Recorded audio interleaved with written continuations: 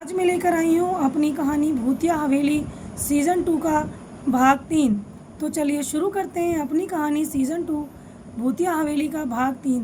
इस कहानी में आगे बढ़ने से पहले मेरा सभी दर्शकों से निवेदन है कि वो कहानी के पिछले भागों को देखकर और सुनकर आएँ, ताकि कहानी के पात्रों से अच्छी तरह रूबरू हो पाएँ। तो चलिए आगे बढ़ते हैं कहानी के तीसरे भाग में। एक दिन कैट की तबीयत ठीक ना होने के कारण कैट स्कूल नहीं आई होती है। उसी दिन छुट्टी के समय कॉलेज में लारा को एक लड़का जिसका नाम होता है लोनी, वो उसे कहता है आज तुम्हारी बहन नहीं आई, और उसे बहुत ज़्यादा परेशान करता है। इसी बीच उस लोनी और लारा का बहुत बड़ा कॉलेज में झगड़ा हो जाता है। उस झगड़े के बाद जो लारा होती है वो उस लोनी को एक थप्पड़ मार देती है। थप्पड़ मारने के बाद वह बस में बैठकर अपने घर चली जाती है। कैट लारा से पूछती है क्या पढ़ाया मैम ने, लारा स्कूल में क्या कराया गया। सारा काम कैट दिखा देती है लारा को। अगले दिन कैट व लारा दोनों स्कूल जाते हैं। इंटरवल के समय हो रहा होता है। कैट एंड लारा स्कूल के अंदर मैदान में नाश्ता कर रहे होते हैं। तभी लोनी अपने दोस्तों के साथ लारा के पास पहुंच जाता है और कहता है कहीं मिलो तुम अकेले, तब मैं तुम्हें देखता हूँ। मुझसे तुमने बहुत गलत पंगा ले लिया। लारा गुस्से में उठती है और कैट उसे रोक देती है। वे लड़के वहाँ से चले जाते हैं। कैट लारा से पूछती है क्या हुआ। लारा कल की पूरी कहानी, पूरी घटना सब कैट को बता देती है। कैट कहती है लोनी प्रिंसिपल का लड़का है, इसलिए हमें सोच समझकर कुछ भी करना चाहिए। लारा कहती है प्रिंसिपल का लड़का है तो क्या हुआ, मैं किसी से नहीं डरती। तभी कैट कहती है हमें गुस्से से काम नहीं लेना चाहिए। फिर दोनों लोग नाश्ता करके क्लास में चली जाती हैं। दोनों का क्लासरूम और लोनी लारा की दोनों क्लासरूम में पहुंच जाती हैं। लोनी और लारा की सीट पर लगा देता है फेविकोल। लारा को पता नहीं चलता और वह उस पर बैठ जाती है। थोड़ी देर में जब वह वहाँ से उठती है तो उसकी फ्रॉक फट जाती है। लोनी और उसके दोस्त ज़ोर ज़ोर से हंसने लगते हैं। लारा काफ़ी रोती है। कैट मैम से शिकायत करती है तो ये लोनी ने मैम देखो क्या किया, तो मैम उससे ये कहकर मना कर देती हैं कि तुमने देखा तो नहीं ना कि ये किसने किया। लोनी प्रिंसिपल का लड़का है इसलिए उसे कोई कुछ बोलता ही नहीं था। स्कूल की छुट्टी हो जाती है और लारा किसी तरह अपनी फ्रॉक को संभालते हुए बस की ओर कैट के साथ जा रही होती है। तभी लोनी और उसके दोस्त उसके पास आकर कहते हैं यह तो अभी शुरुआत है, आगे आगे देखो अभी होता है क्या। कैट कहती है बिल्कुल, अब मैं बताऊंगी आगे क्या होता है, और सब लोग वहाँ से चले जाते हैं। अगले दिन कैट और लारा स्कूल जल्दी पहुँचती हैं।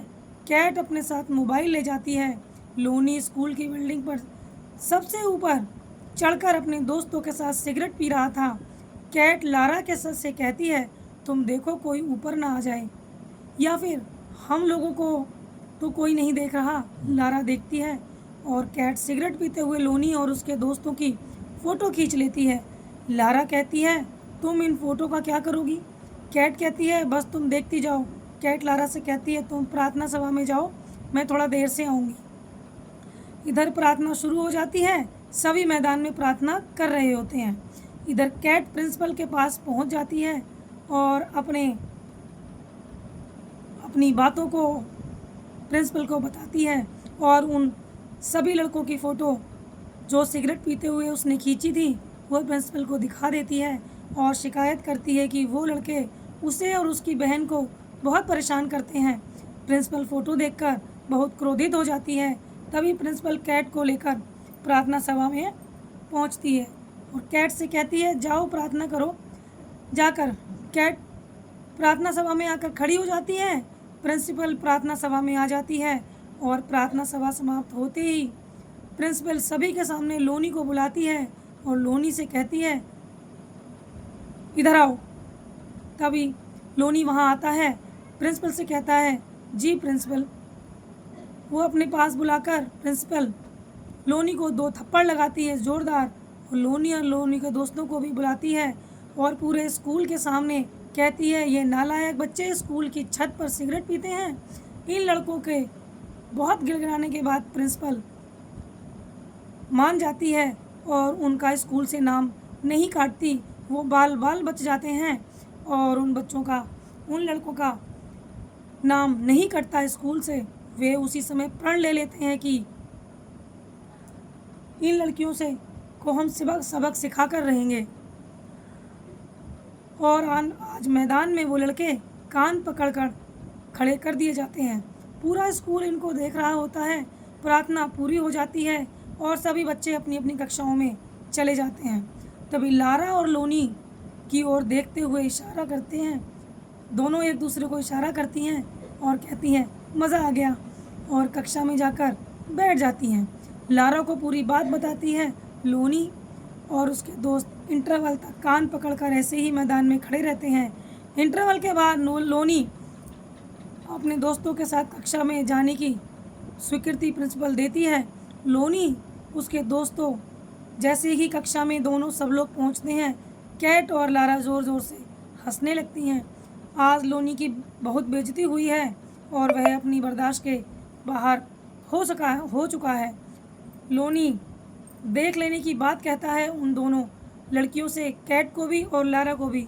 कुछ दिन बीत जाने के बाद लोनी के मन में कैट और लारा के प्रति जलती हुई आग बुझती नहीं और भड़कती जाती है और वह हमेशा बदला लेने की फिराक में बैठा रहता है। आज कैट का 18वां जन्मदिन है और वह इंटर पास करने वाली थी। आज कैट के जन्मदिन के लिए लारा और उसकी माँ दोनों अच्छे अच्छे पकवान बनाने वाली थी। कैट स्कूल से घर की ओर आ रही होती हैं। कैट और लारा स्कूल की ओर से घर की ओर आ रही होती हैं और आपस में बातें कर रही होती हैं, जल्दी जल्दी चलो बहन, आज तुम्हारे बर्थडे के दिन हमारी माँ उन्हें अच्छे अच्छे खाना और पकवान बनाए होंगे। तभी लोनी और उसके साथी रास्ते में अपनी कार लिए खड़े होते हैं।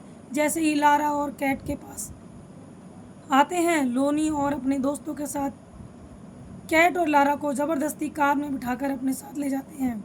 रास्ते में आज मैं तुम दोनों को, लोनी बोलता है, आज हम तुम दोनों को वो सबक सिखाएंगे जो तुम कभी नहीं भूल पाओगी।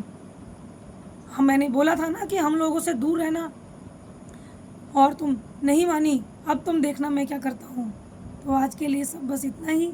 इसके आगे का हाल जानने के लिए इंतज़ार कीजिए इसके अगले भाग का, जिसे लेकर मैं जल्द हाजिर होंगी। धन्यवाद।